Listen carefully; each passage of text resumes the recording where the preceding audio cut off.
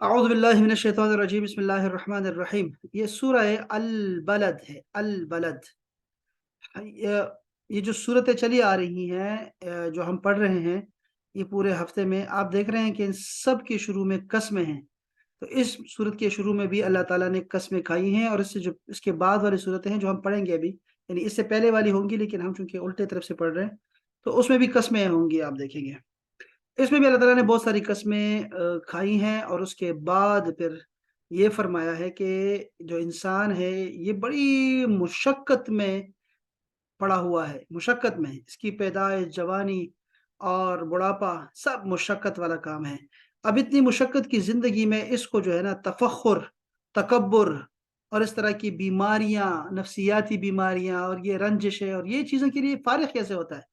تو یہ جو ہے نا یہ کرنے والا بندہ بڑا ہی کوئی جو ہے نا، ابھی ہم پڑھیں گے کہ کیا اللہ تعالیٰ نے فرمایا ہے اس بارے میں، لیکن یہ جو اس کا موضوع ہے وہ انسان ہے، اور اسی کے حوالے سے بات ہوگی جو میں نے تھوڑا سا آپ کو بتایا ہے، انسان کے مختلف حالات کے بارے میں اللہ تعالیٰ جو ہے وہ ہمیں آگاہ فرمائے گا۔ ذرا اس کا ترجمہ ویسے سن لے ذرا، کہ کیسے ہے، ذرا ایک دفعہ سن لیں آپ۔ میں بہت آج بہت بولنے والا ہوں، تو آپ جو ہے نا بس وہ جو کام کی چیز ہے نا آپ نے اس کو وہ یاد رکھنی ہے، اور اس کو نوٹ کر لیں اپنے پاس، اور باقی جو ہے نا وہ باقی آپ مجھے واپس لوٹا دیں، یا پھر جتنا ہے وہ خیر ہے آپس میں بانٹ لیں۔ سورہ البلد، سورۃ الفجر کی طرح سورہ البلد کی ابتدا بھی مختلف قسموں سے ہو رہی ہے۔ اقسام القرآن کے حوالے سے عرض کیا جا چکا ہے کہ یہ مشکلات القرآن میں سے ہے اور حکمت قرآنی کا ایک اہم موضوع ہے۔ لا اقسم بهذا البلد وانت حل بهذا البلد ووالد وما ولد، یہ ساری قسمیں ہیں۔ قسم ہے اس شہر مکہ کی کہ اے نبی آپ کو اس شہر میں ایذا رسانی کے لیے حلال کر لیا گیا ہے، اور باپ یعنی آدم اور اس کی اولاد کی قسم کہ ہم نے انسان کو مشقت کی حالت میں رہنے والا پیدا کیا ہے۔ دنیا کے رنج و غم اور شدائد و مسائل ہر انسان کا مقدر ہے، کوئی اس سے بچا ہوا نہیں ہے۔ کسی کو ذہنی کوفت زیادہ ہے تو کسی کے لیے جسمانی مشقت، حتیٰ کہ اگر کوئی بڑی آسائش میں ہے، ایئر کنڈیشنڈ کمروں اور مخملی گدوں پر براجمان ہے، لیکن چین اس کو بھی نصیب نہیں ہے، نیند اسے بھی نہیں آ رہی، وہ بھی پیچ و تاب کھا رہا ہے۔ الغرض انسان کو مشقت میں پیدا کیا گیا ہے۔ سورہ الفجر میں بھی انسانوں سے ایک شکوہ کیا گیا تھا، اور اس صورت میں بھی ایک بات شکوے کے سے انداز میں کہی گئی ہے کہ انسان کا معاملہ بڑا ہی عجیب ہے، کہ ہم نے اس پر اتنے بڑے احسان کیے ہیں کہ ہم نے اسے دو آنکھیں، ایک زبان، دو ہونٹ نہیں دیے، اور اس کو خیر و شر کے دونوں راستے دکھا نہیں دیے، مگر اس کی بدقسمتی کا عالم یہ ہے بس یہ گھاٹی کو عبور نہ کر سکا، اور تمہیں کیا معلوم کہ وہ گھاٹی کیا ہے؟ کسی غلام کی گردن آزاد کرا دینا، یا کسی قحط کے دن کھانا کھلا دینا اس یتیم کو جو قرابت دار اور رشتہ دار بھی ہے، یا اس مسکین کو جو خاک نشین ہے۔ معلوم ہوا کہ مال کی محبت آگے بڑھنے سے روک دیتی ہے اور گاڑی کو بریک لگا دیتی ہے، اور پھر شامل ہوا ان لوگوں میں سے جو ایمان لائے اور جنہوں نے ایک دوسرے پر صبر اور رحم کرنے کی وصیت کی۔ یہ الفاظ سورہ عصر کے مشابہ ہے، یہی لوگ صاحب سعادت ہے۔ ویسے یہ آپ کو ایک اس کا خلاصہ بتایا ہے مرکزی۔ اب ذرا سورت کی طرف ذرا آ جائیں احباب۔ بسم اللہ الرحمن الرحیم۔ یہ جو احباب اب آئے ہیں ان کا نام ہے انم، اہلا وسہلا انم، خوش آمدید، بہت عرصے کے بعد تشریف لائی ہیں، تو اللہ السلام تعالیٰ علیکم ورحمۃ اللہ آپ کو وبرکاتہ۔ شامل عاجل عطا فرمائے جی۔ اور ثنا سے آمین۔ لیٹ آئی ہمارے پاس، ہر دن بھی لیٹ آئی، تو یہ مہربانی کریں 3 بجے نہیں، 3 بجے نہیں آنا آپ نے، 1 منٹ کم پہ آنا ہے آپ نے، ٹھیک ہے؟ 3 بجنے میں 1 منٹ پہلے آنا ہے۔ کیا لوگ ہیں یار؟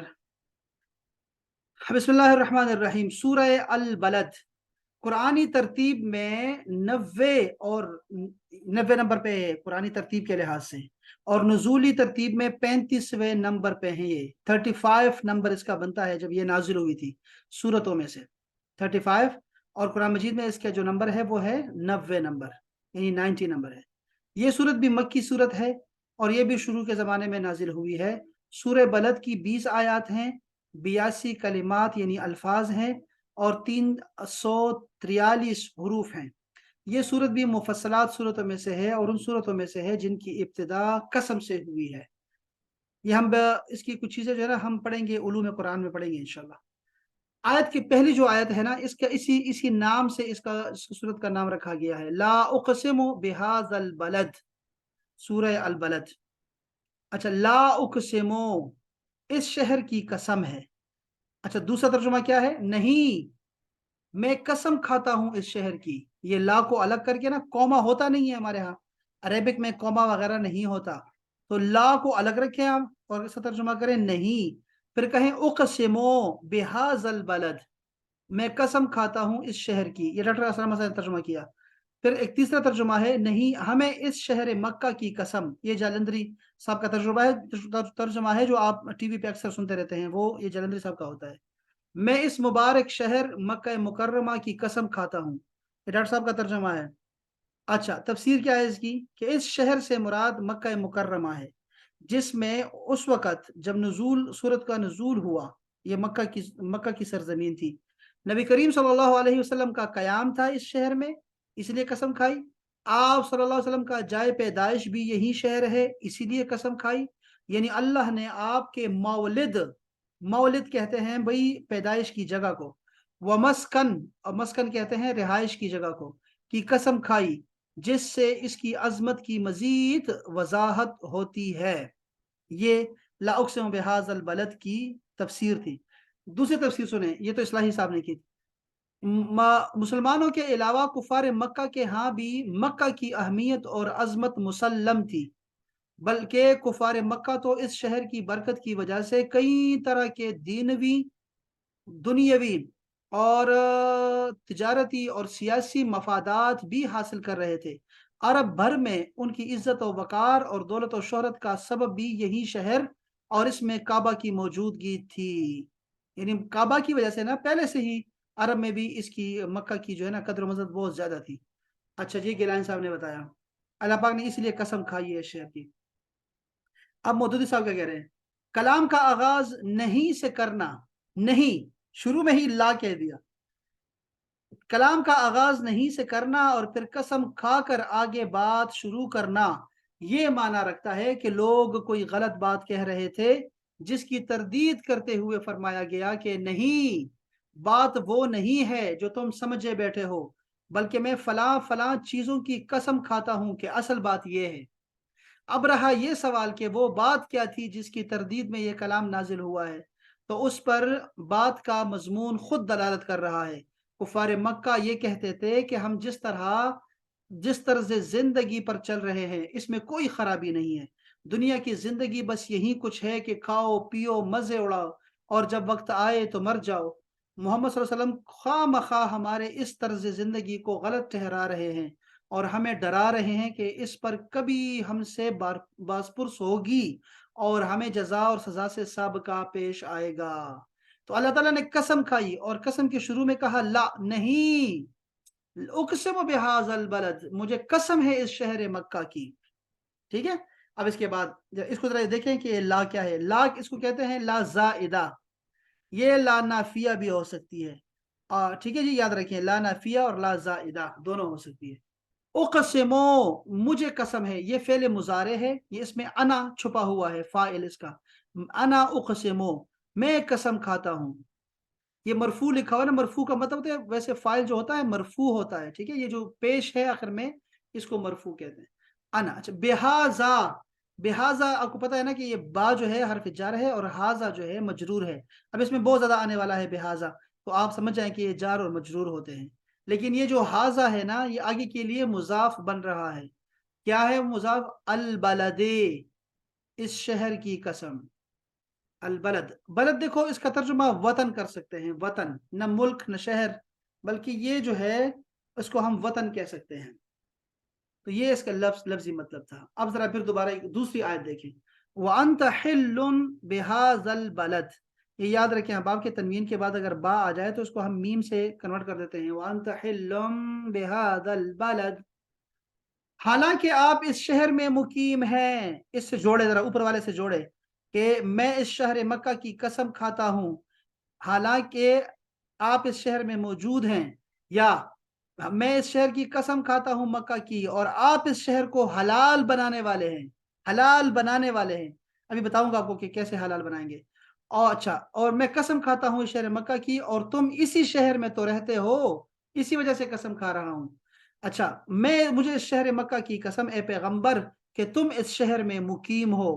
یہ تقی عثمانی صاحب کا ہے، اور اس کے علاوہ بھی بہت سب کا یہی ہے کہ رسول، یہ جو مکہ کی قسم کھائی جا رہی ہے، یہ خانہ کعبہ کی وجہ سے، یا پھر حرم کی وجہ سے، یا پھر زمزم اور یہ جو صحیح صفا مروا ہے، اس کی وجہ سے نہیں ہے، بلکہ یہ رسول اللہ صلی اللہ علیہ وسلم کی وجہ سے اللہ نے قسم کھائی ہے۔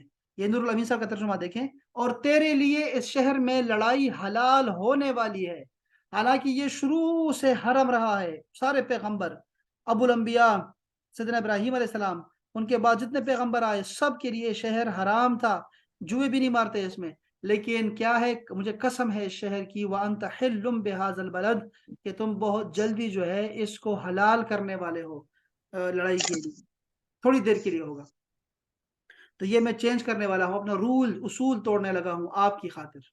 اور پھر فرمایا کہ یہ دیکھو، اے محبوب، تم اس شہر میں تشریف فرما ہو، اس لیے جو ہے اس شہر کی قسم کھا رہا ہوں۔ اب تفسیر ذرا سنیں گے تو آپ کو اندازہ ہوگا۔ تفسیر ہے لفظ حلن، اس میں دو احتمال ہے، اسی وجہ سے آپ کو ترجمہ میں اس کی ترجمے میں آپ کو ڈفرنس نظر آ رہا تھا۔ حلن کا مطلب ہے بھئی حلول سے مشتق ہے، حلول کرنا، یہ جس کے معنی ہوتا ہے کہ کسی شے کے اندر سمانے اور رہنے اور اترنے کے معنی، حلول کر جانا۔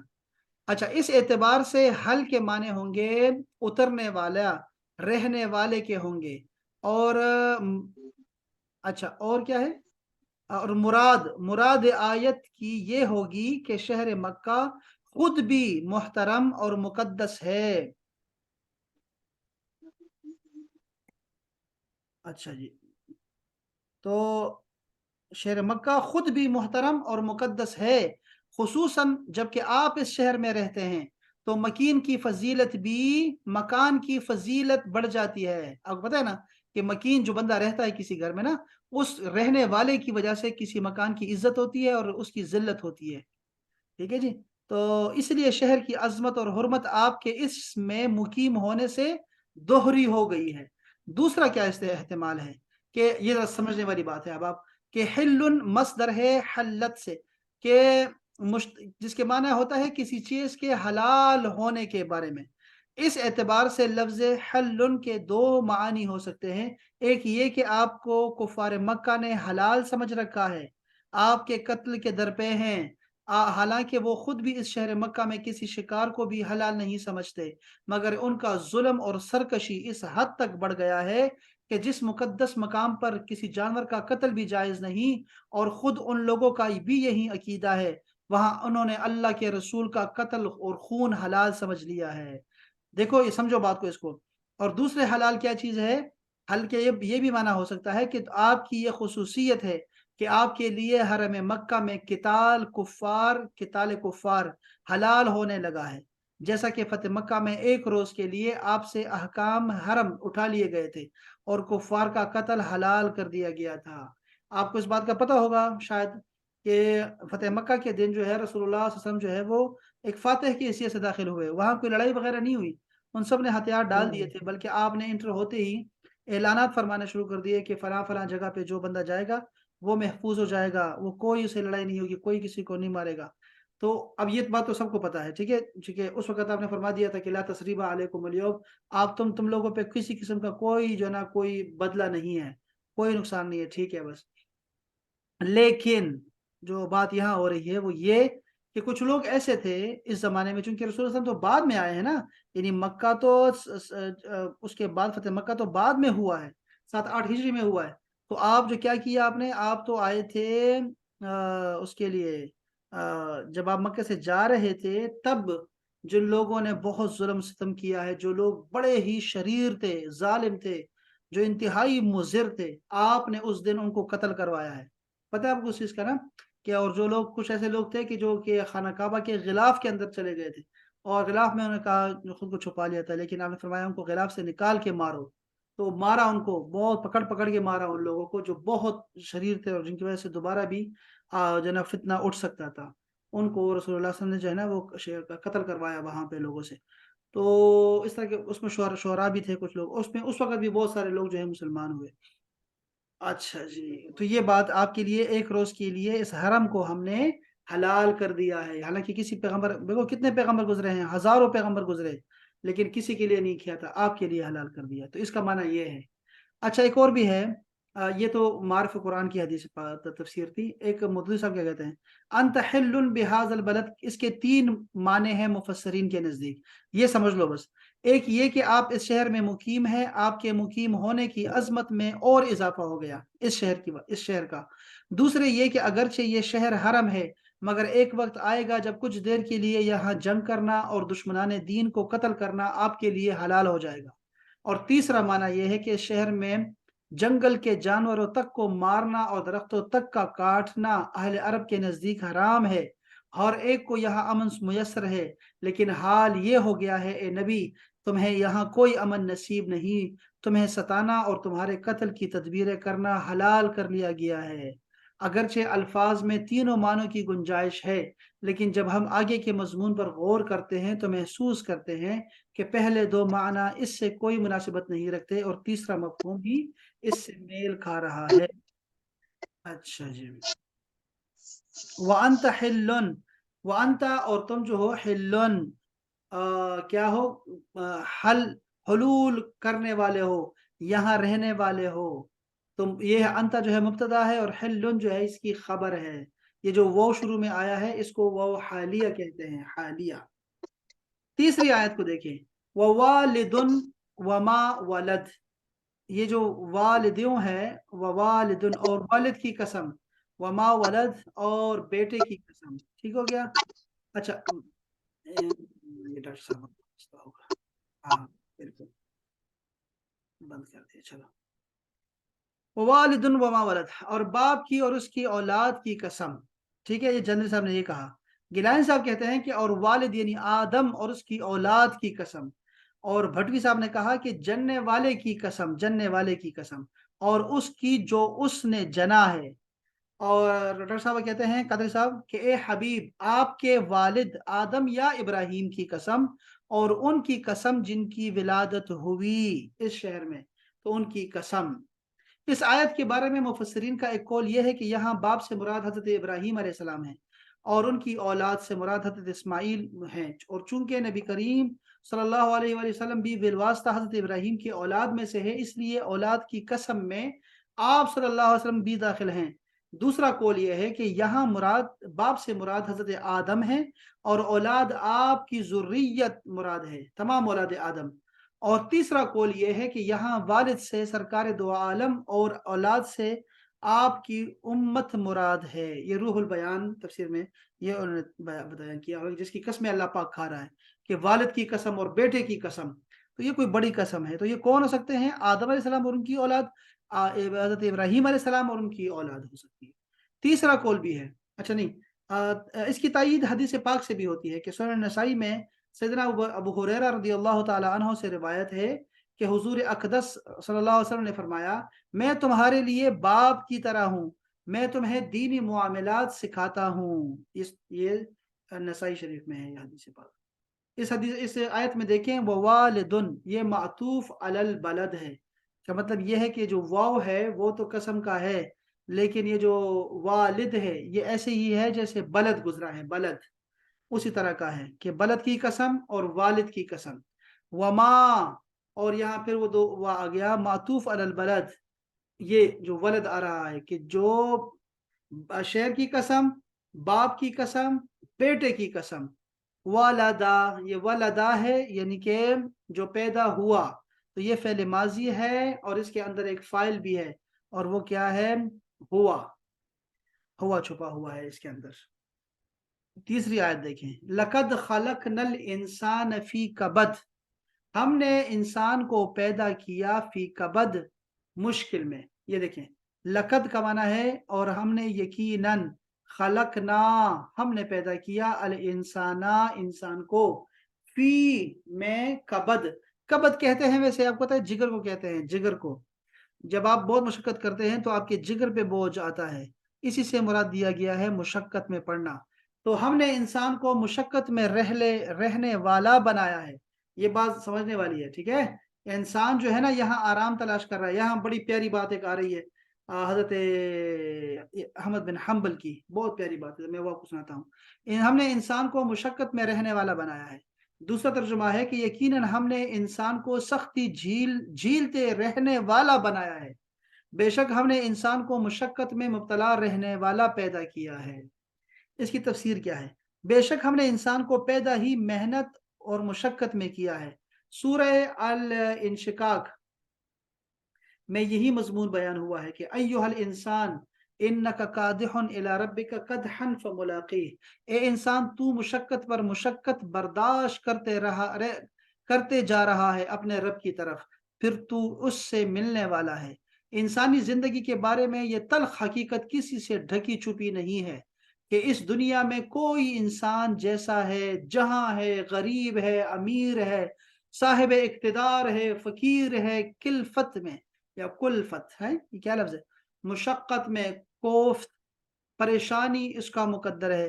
کوئی انسان جسمانی محنت کے ہاتھوں بے حال ہے تو کوئی ذہنی مشقت کی وجہ سے پریشان، کوئی جذباتی اذیت سے دوچار ہے تو کوئی نفسیاتی خلفشار کا شکار، کوئی کوڑی کا محتاج ہے تو کسی کے لیے دولت کے انبار و وبال جان ہیں، کسی کے پاس سر چھپانے کی جگہ نہیں تو کوئی مخملی گدیلو واہ پر لیٹا نیند کو ترستا ہے۔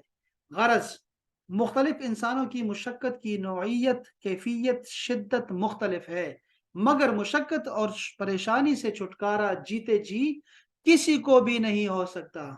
ایک شعر عرض کیا ہے، دا چاہوں گا اگر آپ کو اچھا لگے کہ قید حیات و بند، قید حیات و بند غم، یہ دیکھو بند غم الگ چیز ہے اور قید حیات الگ ہے، یہ بابا غالب کا شعر ہے کہ قید حیات زندہ رہنے کی جو قید ہے نا، یہ بھی طرح کی قید ہے، اور بند غم اصل میں دونوں ایک ہی ہے۔ موت سے پہلے آدمی غم سے نجات پائے کیوں؟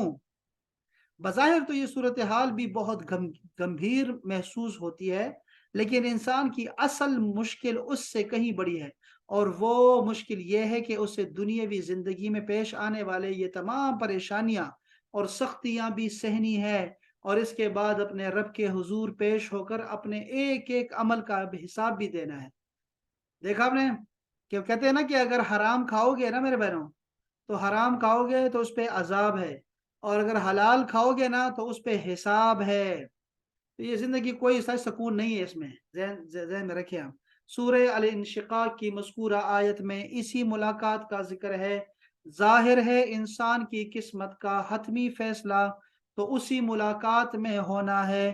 اس ساری صورتحال میں انسان کی اصل مشقت، اصل مشکل اور اصل ٹریجڈی کا اندازہ لگانا ہو تو ایک ایسے انسان کا تصور کریں جو زندگی بھر دنیا حاصل کرنے کے جنون میں کولہو کا بیل، کولہو، یہ کولہو کیا ہوتا ہے؟ کولہو کا بیل بن کر رہ گیا ہے، اور وہ کیا کر رہا ہے؟ محنت مشقت کی چکی میں پستا۔ سر یہ ہے کوہلو کا بیل، وہ جو کولو کیا؟ گول گول گھومتا ہے نا اس کے ہاں، گرد کنویں کے، یہ وہ ہے یہ کولو جی۔ سر کولو تیل نکالتے سرسوں کا بیل چلا کے اس میں سے تیل نکالتے تھے، اس کو کولو جی وہ بولتے جو ہیں۔ گول گول گھومتا ہے نا اس کو ہاں کہتے ہیں ہاں وہی، کوہلو ہاں کا بالکل۔ بیل۔ تو یہ اس لیے کہہ رہے ہیں کہ محنت اور مشقت کی چکی میں پستا ہے، اور طرح طرح کی ذہنی اور نفسیاتی اذیتوں کی آگ میں جلتا رہتا ہے، اوئے ہوئے۔ پھر مشقتوں پر مشقتیں برداشت کرتا اور تکلیفوں پر تکلیفیں جھیلتا یہ انسان جب اپنے رب کی عدالت میں پیش ہوا تو اس کا دامن مطلوبہ معیار و مقدار کی نیکیوں سے خالی تھا، چنانچہ اس عدالت سے اسے دائمی سزا کا حکم ہوا، وَيَصْلَىٰ سَعِيرًا، اور اس کے بعد اسے جہنم میں جھونک دیا۔ ہمیشہ ہمیش کے لیے یہ انسان کی اصل مشکل اور اصل ٹریجڈی، جس کا تصور بھی روح فرسا ہے۔ چنانچہ ہر انسان کو سنجیدگی سے سوچنا چاہیے کہ اب تو گھبرا کے یہ کہتے ہیں کہ مر جائیں گے، مر کے بھی چین نہ پایا تو کدھر جائیں گے۔ ڈاکٹر صاحب یہ ایسے کہتے ہیں، یار کتنا ڈراتے ہیں۔ یہ ہے وہ بات جس پر وہ قسمیں کھائی گئی ہیں جو اوپر مذکور ہوئی ہیں۔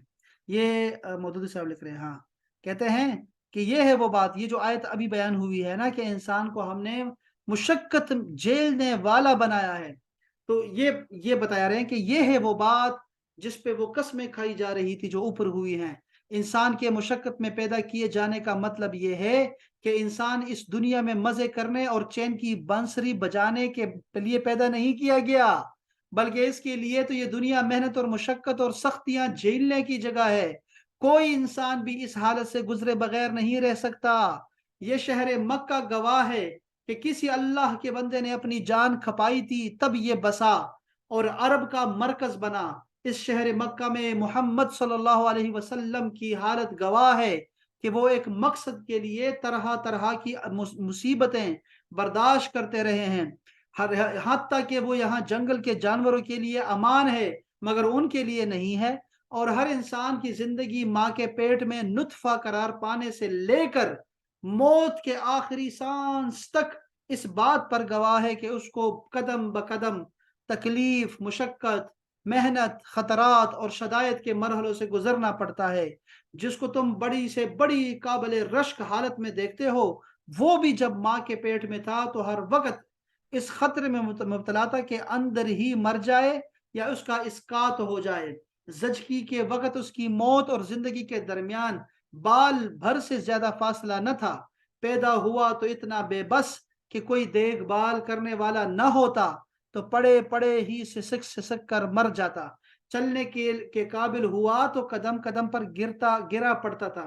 بچپن سے جوانی اور بڑھاپے تک ایسے ایسے جسمانی تغیرات سے اس کو گزرنا پڑا کہ کوئی تغیر بھی اگر غلط سمت میں ہو جاتا تو اس کے جان کے لالے پڑ جاتے، اور وہ اگر بادشاہ یا ڈکٹیٹر بھی ہے تو کسی وقت اس اندیشے سے اس کو چین نصیب نہیں کہ کہیں اس کے خلاف سازش سے کوئی بغاوت نہ کر بیٹھے۔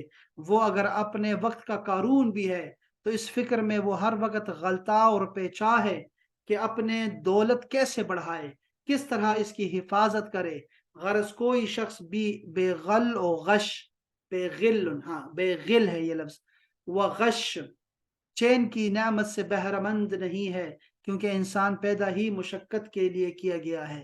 یہ آیت آپ نے کوٹ کرتے رہنا ہے ہمیشہ، ٹھیک ہے جی؟ یہ جو ہے نا، اس کو میں آگے پڑھتا ہوں، یہ ختم نہیں ہونے والا، اس کو ہم انشاءاللہ بعد میں پڑھ لیتے ہیں۔ ذرا اس کو دوبارہ دیکھ لیجیے گا احباب، ہم نے پڑھا کیا ہے، ذرا اس کو دیکھ لیجیے گا، ایسا نہ ہو کہ اصل بات ہی بھول جائیں۔ یہ سورہ ہے البلد۔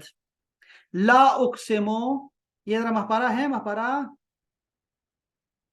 جی سر، یہ جی سر میں ہوں۔ ترجمہ کرو ذرا، لا اقسمو کا ترجمہ کیا ہے؟ سر لا کا مطلب نہیں، یہ حرف نفی ہے۔ اقسمو قسم کھاتا ہوں، ہاں بی حرف جر ہے، یہ حاضہ، یہ حاضر بلد، بلد وطن، اس شہر کی میں قسم کھاتا ہوں، اس شہر کی۔ اور یہاں پہ ابھی جو ہم نے پڑھا اس سے شہر مکہ۔ وَأَنْتَ، وا حرف عطف، وَأَنْتَ تم، حلٌ رہتے ہو، جیسے پورا، شاباش، جیسے ابھی ہم رہتے نے پڑھا تھا جیسے حلول شاباش، کر جانے کی اس میں حلٌ ہاں جی، آپ یہاں رہتے ہیں، شاباش، چلتے پھرتے ہیں، رہتے شاباش، ہیں، بِهَذَا الْبَلَدِ، اس شہر میں۔ واہ، یہاں پہ بھی وہ یہ بے حرف جر ہے، حاضہ مجرور ہے، حاضہ مجرور ہے محپارہ، یہ مجرور دکھائی نہیں دیتا چونکہ حاضہ جو ہے نا مبنی ہوتا ہے۔ اس کو ذرا لکھ لیں باب، یہ جو حاضہ ہوتا ہے نا، اچھا اشارے، کوئی بھی اشارہ، ضمیر اور اشارہ، اس کو لکھ لو، اشارے کو لکھ لو فی الحال، کہ اشارہ جو ہے یہ مبنی ہوتا ہے، مبنی، اس کو کوئی چینج نہیں کر سکتا، لیکن یہ تو اپنی جگہ پہ ہے نا، مجرور کی حالت میں ہے یہ ابھی، ویسے اس کے اوپر علامت نہیں ہے، لیکن ہے یہاں زیر جو کہ دکھائی نہیں دیتی، تو حاضہ ہے، ٹھیک ہے، یہ چینج نہیں ہوتا، لیکن یہ ہے مجرور۔ آگے، وَهَذَا الْبَلَدِ، اس شہر میں، شاباش، وہ حرف عطف، وہ والدین، اور قسم ہے۔ سر ہم بار بار یہاں پہ قسم کا لفظ استعمال نہیں کرتے نا، اور ہاں، آپ اور والد کی بھی، شاباش، اور والد کی، اب آپ یہاں پہ حضرت آدم علیہ السلام یا حضرت ابراہیم علیہ السلام یا شاباش، رسول اللہ صلی اللہ علیہ وسلم ان شاباش، کے متعلق ہے۔ وہ ماں، اور ان کی، وہ ولد، ولد بیٹے کو کہتے ہیں، اور یہاں اچھا بیٹے سے مراد حضرت اچھا، آدم علیہ السلام کی اولاد۔ Very nice. اچھا دیکھو، یہاں بھی ماں، میں کل آپ کو پڑھا رہا تھا، کل بھی ماں جو ہے نا، ماں وہ من کی جگہ پہ آیا تھا، من، ٹھیک ہے، اور جو ولدا پیدا ہوا، جنا، ولدا پیدا ہوا، جو جنا گیا، اس کی بھی قسم، یہ فعل ماضی ہے، ولدا ماضی ہے، ٹھیک ہے، اس کے اندر بھی ایک ضمیر ہے، ہوا، شاباش۔ آگے، لقد، لام اور کا جو ہے یہ شیورٹی کے لیے آتا ہے، تو اس کو ہم کہتے ہیں مطلب 2 دفعہ مطلب تکرار کے لیے. تو بلا شبہ خلقنا، خلق پیدا کیا، خلقنا ہم نے پیدا کیا، نا اس میں ضمیر ہے، شاباش. خلقنا الانسان، انسان کو، کیونکہ نون کے اوپر زبر ہے تو مفعول ہے، انسان کو پیدا کیا. فی جر، فی کبد، مشقت میں. کیا بات ہے مہپارا. چلو یار دل خوش ہوا ہے.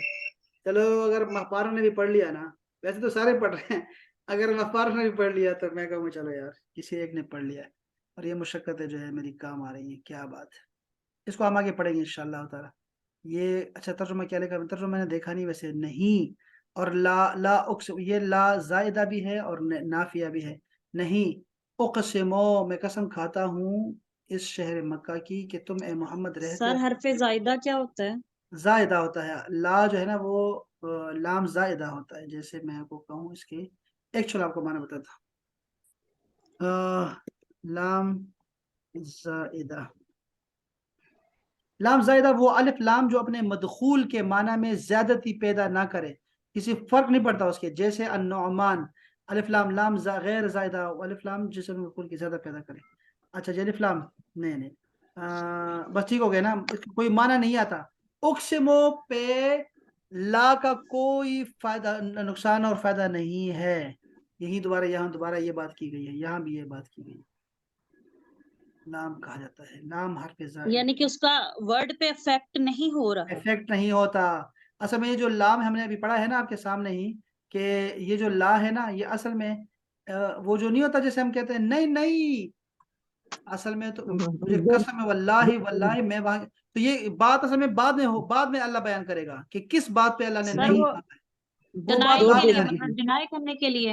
ہاں ڈینائی کیا ہے کہ نہیں. اس کے بعد بات شروع کی، قسم کھاتا ہوں میں شہر کی اور آپ کی کہ آپ اس شہر میں جو ہے ہم یہاں اس شہر میں آپ گھوم پھر رہے ہیں، اور والد کی قسم، وہ جو عظیم آدمی تھے، اور ولد جو بیٹا پیدا ہوا وہ عظیم بیٹا، تو اس کی قسم. ٹھیک ہے کہ انسان کو تو ہم نے مشقت میں پیدا کیا ہے. یہ کیسے تفخر میں، اس کی بات آئے گی. اس کے بعد والی جو آیت ہے نا یہ والا، ایحسبو، کیا وہ گمان کرتا ہے کہ ان لن یقدر علیہ احد، کہ اس کے اوپر کسی کا بس نہیں چلے گا.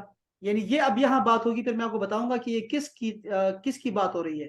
کون ہے ایسا جو اتنا مشقت کی زندگی میں بھی جو ہے وہ تفخر اور تکبر میں پڑا ہوا ہے. تو اس کی بات کریں گے کل انشاءاللہ تعالی. ٹھیک ہے، تو یہ بات ہے ساری. یہ بڑی پیاری جو ہے نا صورت ہے، بہت پیاری صورت ہے. آپ اس کو پڑھیں گے نا آگے تو بڑا مزہ آنے والا ہے انشاءاللہ اس کا. اچھا اب آپ یہ اس طرح کا میں نے یہ جو ہے یہ والا یہ ٹھیک تھا، یہ جو اس طرح بنایا ہوا ہے یہ والا، یا اس کو میں ایسے رکھوں جیسے ہم پہلے پڑھتے تھے کہ ایک ہی کتاب سے پڑھتے رہے، نہیں یہ چار ٹھیک پانچ ہے کتابوں سر. سے پڑھتے رہے. ہاں اس میں تو سر آپ یہ اور زیادہ اچھا. اچھا ہے. یہ یہ زیادہ جو ہے نا بہتر. یہ والا جو ترجمہ ہے اس کو الگ رنگ دینا چاہیے نا. ترجمے کو الگ رنگ دیں گے، تفسیر کو الگ رنگ دیں گے، تو یہ بڑا ہی اچھا ہو جائے گا انشاءاللہ. ٹھیک ہے انشاءاللہ تعالی. یہ